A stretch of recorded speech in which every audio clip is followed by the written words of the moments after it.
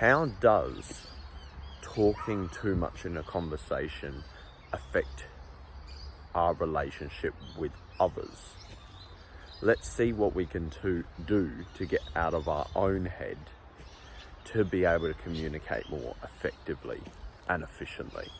I'll be covering 3 key points in this video, and you want to stick to the last point because that is a point that I've never heard anyone else say. So I hope that point helps you the most. The most difficult autistic trait, I believe, is reading other people, reading what they're communicating to us with their body language, with their words, and with their actions.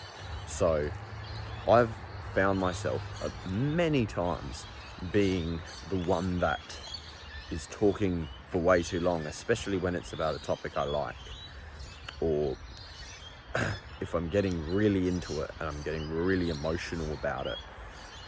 Put in the comments if you can relate to this, because I feel like this with a lot of things, interests and things I'm passionate about, which is a good thing. But sometimes I can feel that I know I need to stop, but I keep going for some reason.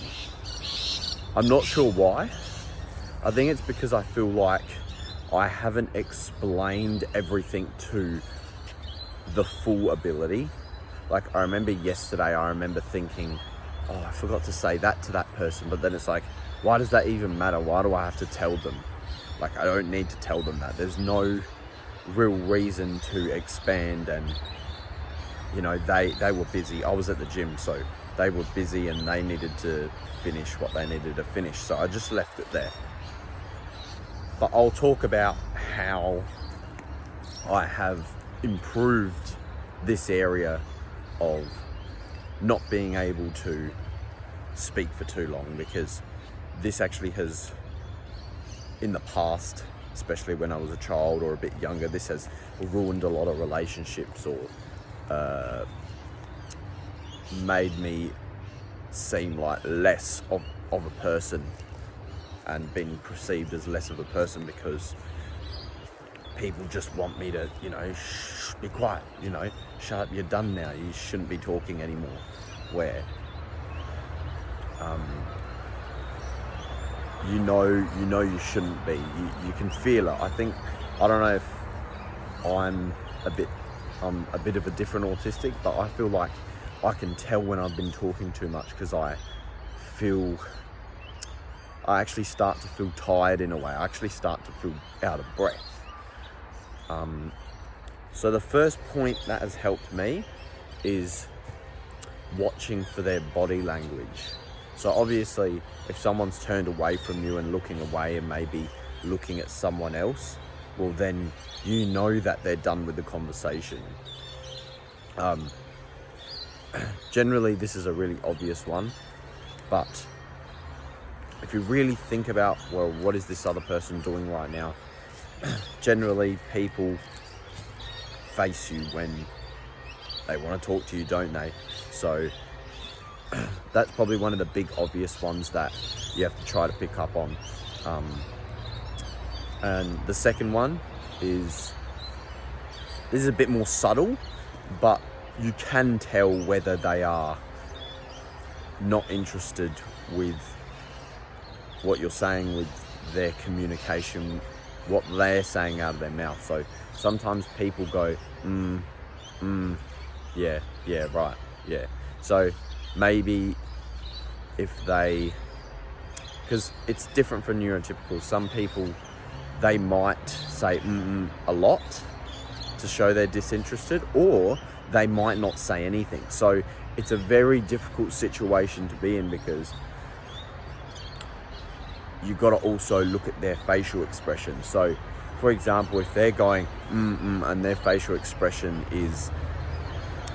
doesn't look satisfied, and they're going well, then you know they're not interested in the conversation anymore. Where some neurotypicals, they might just want to be nice to you.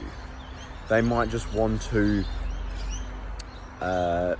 really listen to what you're saying. But if they want to listen and they're showing they want to listen, well, then that's their problem.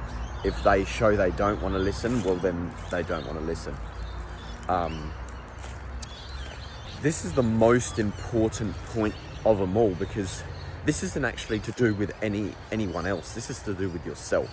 So what I notice is when I start to talk too much, I can just tell that I have talked too much because I feel like I'm repeating what I'm saying, or I'm not as energetic as I was, or even out of breath, as I said before.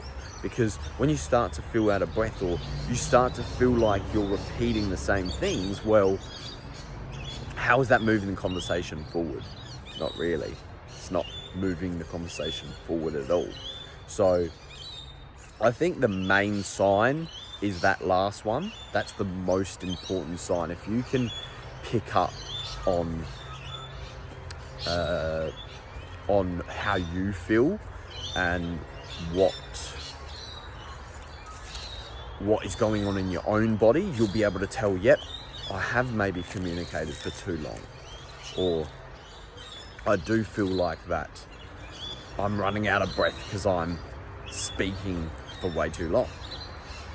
Hope you like this video. Like and subscribe. If you want to watch more educational content about autism, go have a look at my other videos. I've got a lot of different processes and things that I have done to better myself as an autistic. Thank you.